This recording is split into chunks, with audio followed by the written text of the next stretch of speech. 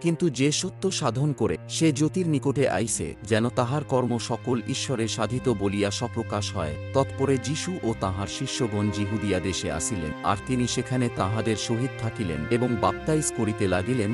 আর যোহনও শালিমের নিকটবর্তী ঐননে বাপ্তাইজ করিতেছিল, কারণ সেই স্থানে অনেক জল ছিল, আর লোকেরা আসিয়া বাপ্তাইজিত হইত, কারণ তখনও যোহন কারাগারে নিক্ষিপ্ত হন নাই।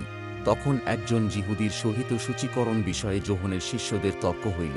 পরে তাহারা যোহনের নিকটে আসিয়া তাহাকে কহিল, রব্বী, যিনি যদনের ওপারে আপনার সহিত ছিলেন, যাহার বিষয়ে আপনি সাক্ষ্য দিয়াছেন, দেখুন, তিনি বাপ্তাইজ করিতেছেন এবং সকলে তাহার নিকটে যাইতেছে। যোহন উত্তর করিয়া কহিলেন, স্বর্গ হইতে মনুষ্যকে যাহা দত্ত হইয়াছে, তাহা ছাড়া সে আর কিছুই গ্রহণ করিতে পারে না। তোমরা আপনারাই আমার সাক্ষী যে আমি বলিয়াছি, আমি সেই খ্রিস্ট নহি, কিন্তু তাহার অগ্রে প্রেরিত হইয়াছি। আমেন।